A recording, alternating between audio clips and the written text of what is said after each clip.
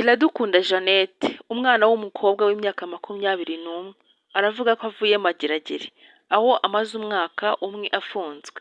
Mvuye muri Yarafungishijwe na gereza Aline Mageragere, Gahongayire. nari Inkuru mazeyo umwaka irababaje. mfunze, nari Nitwa Iradukunda narafungiwe Jeannette. mbeshyerwaho ko natwaye Nahamagaye amafaranga. umunyamakuru ndira cyane, nshaka ko ntanga ubuhamya kuri televiziyo cyangwa kuri Yego, YouTube, uyu kuko muntu numvaga witwa nshaka Aline ko Gahongayire.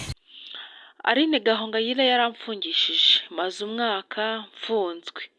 Nahuye n'ibibazo byinshi, nahuye n'ubuzima bukakaye, ariko none nafunguwe. Ndifuza kuvuga ikindi ku mutima kugira ngo nduhuke, kuko ndababaye cyane. Gahongayire ababyeyi banjye bamusabye imbabazi, abeshya ko namwibye amafaranga 100,000. Bemera ko bagiye kubimwishyura, ariko ntiyabyemera kugeza ubwo yamfungishije. Ndi muri gereza natekerezaga ko Aline azaza kunsabira imbabazi, kuko yabwiraga abantu ko ari umukozi w'Imana, namwe ariko mubizi. Ariko naramutegereje ndaheba.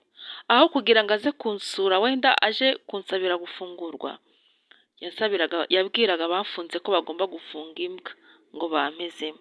Aline Gahongayire aratukana, yakundaga kuntuka ko nagiye kwandurura ku meza nsanga ikiyoka kinini kirimo kirarya. Mpita ngira ubwoba ndabakomangira ngira ngo ndebe ko wenda abo nabo bariye.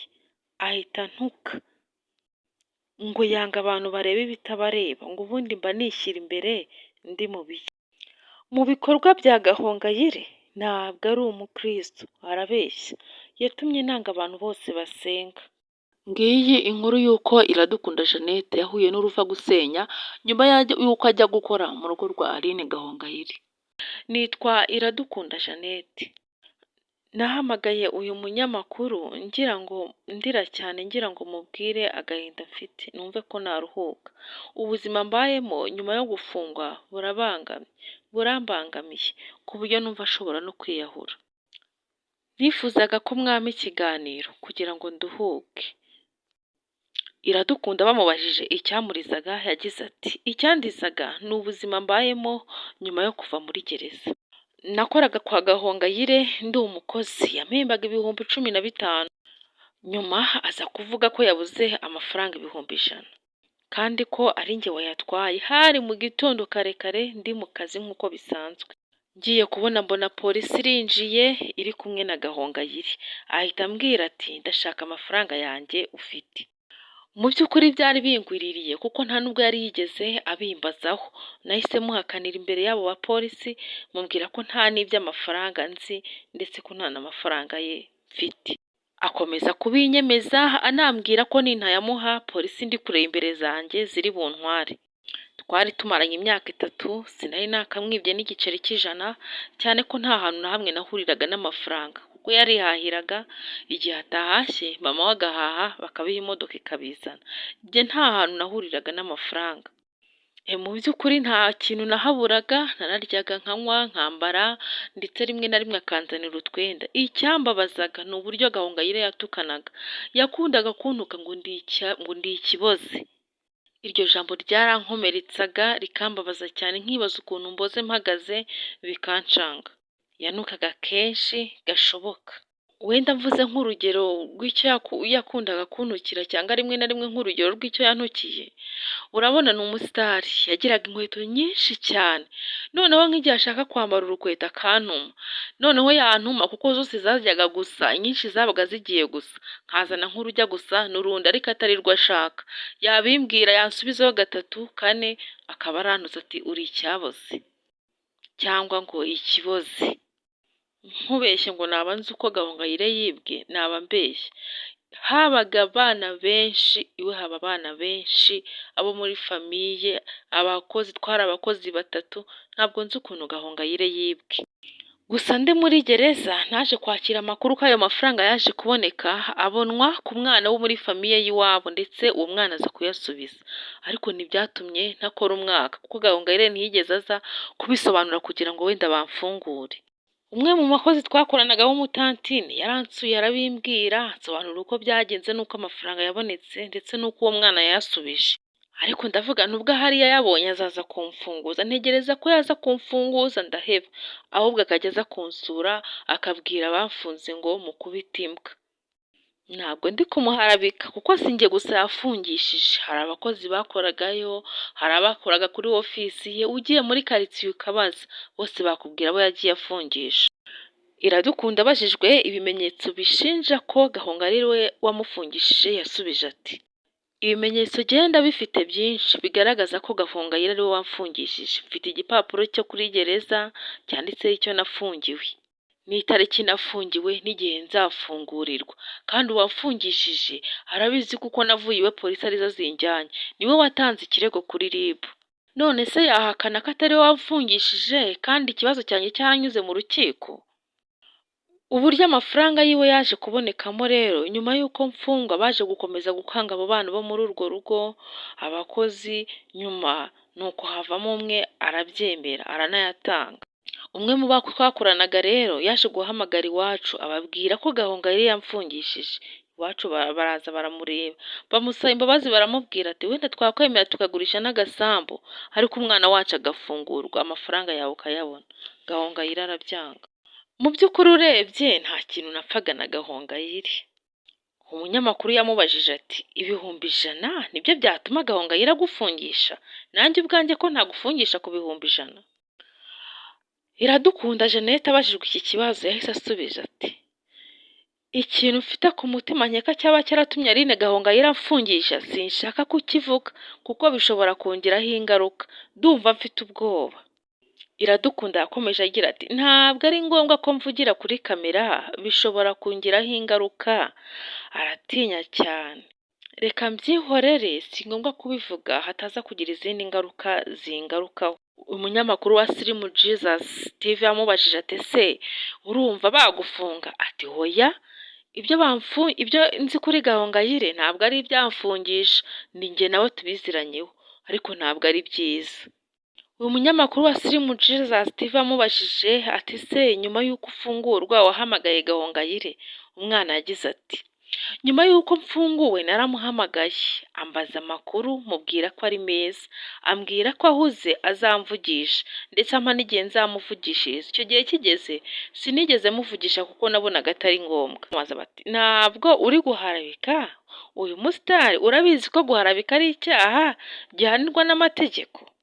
Bati ko uyu muhanzi twese tumuzi tumwemera ko ari umuntu mwiza, ndetse n'iyo avuze ibintu hari uwamututse cyangwa yamubwiye nabi kajya amusubiza mu rurimi rwiza, kuki wowe uje uvuga ko Gahongayire ari mubi ndetse abeshya ko asenga? Iradukunda Jeannette yahise asubiza ati abamuzi mu nzira bazi ko ari umuntu mwiza, ariko umuntu babana umunsi ku wundi niwe uzi ububi bwe. Imyaka 3 namaranye nawe Aline Gahongayire ndamuzi neza, ndemeza ko ibihumbi 100 atari byo Gahongayire yanzijije. Gahongayire yampoye ko nari mfite amakuru ye y'ibyo yakoraga mutazi. Iradukunda Jeannette yakomeje avuga uburyo ahangayikishijwe n'ubuzima abayemo nyuma yo gufungurwa. Ati mba mfite agahinda kenshi nyuma yo gufungurwa, hari ibyo nibuka nkumva nakwiyahura. Nahuye n'ubuzima bubabaje bwo muri gereza. Mana yanjye, ndumva umutima wanjye utameze neza. Ndimo nagenda niyakira hano hanze, ariko ntabwo byoroshye kuko mbayeho nabi. Urabona nk'umuntu wakoreye amafaranga akumara umwaka wose utinjiza n'igiceri cy'100 biragoye. Iyo nza kwiba ayo mafaranga wenda bakamfungira ukuri, wenda ubu mfunguwe nkiyamba, nkagira uko niyitaho nkiyondora mbese, ariko mbayeho nabi. Ndibuka ubuzima bwose nanyuzemo muri gereza nkababara cyane. Gahongayire yarandenganyije, yarankomerekeje, aramfungisha kandi nzira ubusa. Nk'uko nababwiye sinigeraga mpura n'amafaranga ya Gahongayire. Nari nshinzwe Gahongayire, mu rugo hari abandi bakozi 3, ni ukuvuga ko buri wese yari afite icyo ashinzwe. Jyewe rero mu byo nari nshinzwe harimo kumufurira no kumwitaho, sinahuraga n'amafaranga ni ukuri. Nk'uko nakomeje kubabwira si ibi bihumbi 100 nazize, ahubwo hari ikindi Gahongayire yakekaga ko nzashyira hanze, kuko hari ibyo nabonye bitari ngombwa ahitamo kumfungisha aho aragira ngo wenda nzangwayo simbizi. Kwa Gahongayire siho gusa nari inkozi, hari n'ahandi nakoze. Aho handi nakoze naho bari barantanzemo igitambo, ntabwo nigeze ngira umugisha wo gukora akazi ko mu rugo. Kwa Gahongayire najeyo mvuye mu rundi rugo, ubwo kwa Gahongayire hari aha kabiri. Aho muri urwo rugo rero nahuriyeho naho ibibazo, navuyeyo mpunga numva ko mpunze ngiye mu mahoro. Nk'uko nababwiye uru rugo nabanjemo mbere y'uko nza kwa Gahongayire, bari barantanzemo igitambo.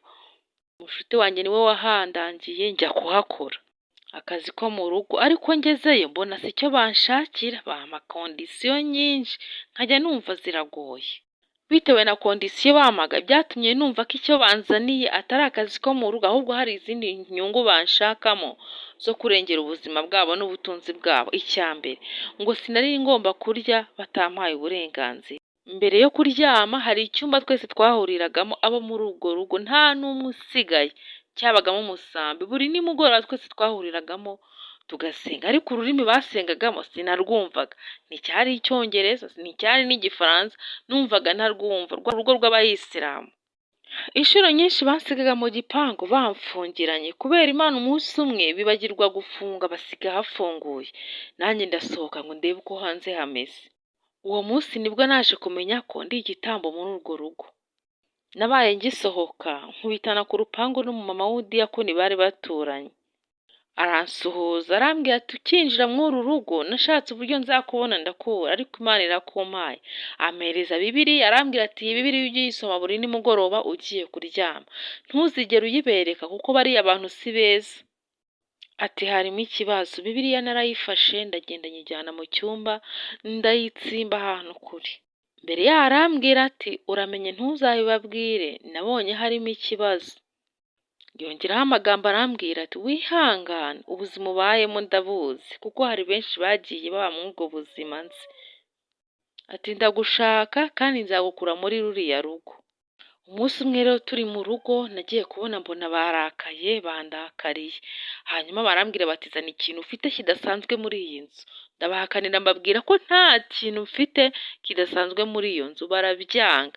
Niko kunshorera tujya mu cyumba cyanjye, baterera ibintu byose kugeza bageze kuri ya Bibiliya, bahise bayifata barayitwara. Baranambwira ngo mu byo twakubujije n'ibi ngibi birimo, ntabwo hano imyemerere yacu yemerana n'ibi bintu. Nahise ntekereza ko imyuka iba muri iyo nzu ariyo yababeretse ko muri iyo nzu harimo ikindi kintu. Bibiliya barayitwaye barayijyana, baranambwira ngo niba hari n'uwayimpaye ngo nzabisobanura. Nasigaye mfite ubwoba bwinshi cyane. Buri uko twavaga muri cya cyumba gusenga ibyo basengaga jyewe ntari nzi n'imihango yindi bakoraga, nanjye najyaga mu cyumba ngasoma Bibiliya ndetse nkanasenga. Urumva rero byababuzaga amahoro, ariyo mpamvu baje kumbaza impamvu mfite ikintu mu nzu kidasanzwe. Urumva nta kindi cyabibemeza atari imyuka bari bafite muri iyo nzu. Ku bijyanye no kurya rero nagombaga guteka, narangiza gutegura ngategereza ko bampa uruhushya rwo kurya. Ntabwo nzi imihango babanzaga gukorera ibyo biryo mbere y'uko tubirya. Umunsi umwe rero Imana irabanyereka, nateguye ibyo kurya nk'uko bisanzwe, ndangije ndarura bike ngaburira umwana wabo, ibindi mbijyana ku meza. Mu gihe umwana yarangije kurya nagiye kureba muri salo ngo ndebe ko n'ababyeyi be barangije kurya ngo nandurure. Ngeze muri salo nasanze ikiyoka kinini cyane hejuru y'ibyo biryo. Nibaza umuntu wapfunduye, ndavuga nti ese ko nasize mpfundikiye amasorori neza, ibi biryo byapfunduwe nande kugira ngo iyi nzoka ibashe kwinjiramo irye. Yari iri kurya, ngira ubwoba bwinshi cyane, kuvuga birananira, kuvuza induru birananira, ubundi mpagarara nk'igiti. Mu by'amahirwe ntabwo nzi aho akabaraga katurutse, ndagenda nkomangira mabuja, ndamuhamagara mubwira ibimbayeho. Mu kubimubwira yahise anyakira ntuka cyane, ati po! Mu kumubwira ibyo mbonye ahita ntuka arambwira ngo yanga abantu bishyira imbere, ngo ubundi najyagayo ngiye gukora iki, ngo yanga abantu bareba ibitabareba. Nagize ubwoba mbura umwuka uvuza induru ndatitira aho nari mpagaze, icyuya kirandenga. Iyo nzoka yari iri kurya cyari ikiyoka kinini cyane. Bwari ubwa mbere mbonye inzoka imeze nk'iyo. Mu cyaro iwacu najyaga mbonayo utuyoka dusanzwe, ariko iyo ngiyo bwari ubwa mbere nyibona. Mabuja yararakaye, ararakara cyane, nanjye mpita mfata umwanzuro wo kuva muri urwo rugo. Mu gutaha rero nagiye kwa wa mukecuru, ahamagaza abandi badamu baransengera cyane. Bamaze kunsengera naraye ijoro rimwe bushya mfata inzira njya iwacu mu cyaro. Mu cyaro rero nibwo naje guhura n'umushuti wanjye andangira kwa Gahongayire, aho naje guhurira n'akaga nababwiye kanteye kuza kubibabwira hano. Gahongayire nk'ubu umubonye namubwira ko mu masomo yanyigishije harimo kubona ko nshobora kwibeshaho, kuko ntabwo numvaga ko nshobora kubaho ahantu nta muntu mbwira ikibazo cyanjye, ariko naje kubona ko muri gereza byose byashobotse. Namubwira ko nshobora kubaho nibeshejeho. Muri gereza nahuye n'ibibazo bikomeye cyane, mpura n'ubuzima ntari nsanzwemo, nko kubyuka saa 9 z'ijoro mugiye kurwanira igikoma, kwanika umwenda ukawicara uruhande kugeza wumye, ibyo sinari mbimenyereye. Wareba gatoya ku ruhande bakaba barawutwaye. Kujya gufata ibigori buri munsi urwana n'abandi, haba ari mu mvura, haba ari ku izuba ari kwica, ugahangana mpaka ubonye ibyo bigori. Ikindi cyambabaje cyane ni abadamu twabanaga bakundaga kuryamana n'abo bahuje ibitsina, byarambangamiraga. Aba badamu muri gereza babamo, numvaga nakwiyahura kubera gukomeza guhura n'ibintu bidasanzwe muri gereza, kubera kwiheba, guhora mpangayitse, rimwe na rimwe ngatekereza no kwiyahura. Gahongayire yanteye kwanga abantu basenga, kuko naje gusanga abantu nimagina ko abantu basenga benshi babeshya nk'uko Gahongayire abeshya. Gahongayire yigaragaza nk'umuntu mwiza, ariko si mwiza namba. Yego simvuze ko nta byiza namubonyeho, kuko nababwiye ko rimwe na rimwe yanyambikaga, ndetse nararyaga nkanywa ntawe mpagaze hejuru, ariko mu bindi ntabwo ari umuntu mwiza. Yambereye umuntu mubi imbere n'inyuma. Simparabika Gahongayire kuko nzi ko naba nkora icyaha. Yego, inkuru y'Iradukunda Jeannette rero ni ahangaha yarangiriye. Ntabwo byabaye ngombwa katubwira ku by'abo badamu baba muri gereza barongorana bahuje ibitsina, ntabwo yabivuzeho. Yego, ariko nyuma y'ubuzima abayemo, Iradukunda Jeannette yasabye umuntu ufite icyo yamufasha, wamubonera agasabune, wabonera agasukari, ko yamwoherereza kuri nimero ye. Ushobora gucekinga ukareba niba iyi nimero ari iya Iradukunda Jeannette, tumutabarije nk'uko nawe watabariza bagenzi bawe. Nimero ya Iradukunda Jeannette rero ni 078 99 70 305, ni 078 99 70 305. Tubibutse ko uyu mwana w'umukobwa Iradukunda Jeannette atangaje iyi nkuru nyuma y'uko hashize imyaka ntibuka hari undi mudamu w'i Rubavu wari ufite timu ifasha abana, niba ari abana babaga barwaye ntabwo mbyibuka neza. Uyu mudamu nawe yaciye kuri kamera za YouTube avuga uburyo Gahongayire yamuhemukiye, kuko yamwifashishije nk'umuntu uzwi mu gihugu. Hanyuma aramubwira ati hari umugabo wapfushije umugore, ndumva iyo story ariko yari imeze. Ati none rero uwo mugabo yarampamagaye ashaka kwinjira muri timu yanjye, kuko iyo timu yahuzaga abana ntibuke ikibazo babaga bafite. Hanyuma yifashisha Gahongayire, bajya kureba uwo mugabo. Hanyuma aho kugira ngo inyungu income ziturutse mu ba diaspora zize kuri wa mudamu watwaye uwo mugabo kwa Gahongayire, ahubwo inyungu Gahongayire arazikubira. Murabyibuka neza, iyo nkuru yaratambutse, uwo mudamu avuga ati Gahongayire ni umuhemu, Gahongayire yarampemukiye, none uyu mwana abaye uwa kabiri. Kubera iki bibaye kuri Gahongayire? Izi nkuru rero zitambutse none mu gihe Gahongayire ari mu buzima bubi bwo kunanuka bikabije, ku buryo abantu benshi bavuga ibihuha, bamwe bavuga ngo arwaye kanseri, abandi bakamubaza ngo arwaye ibiki n'ibiki. Ni inkuru zagiye zitambuka kuri Gahongayire zivuga ibintu bitandukanye, aho Gahongayire nawe yafashe umwanya arabasubiza.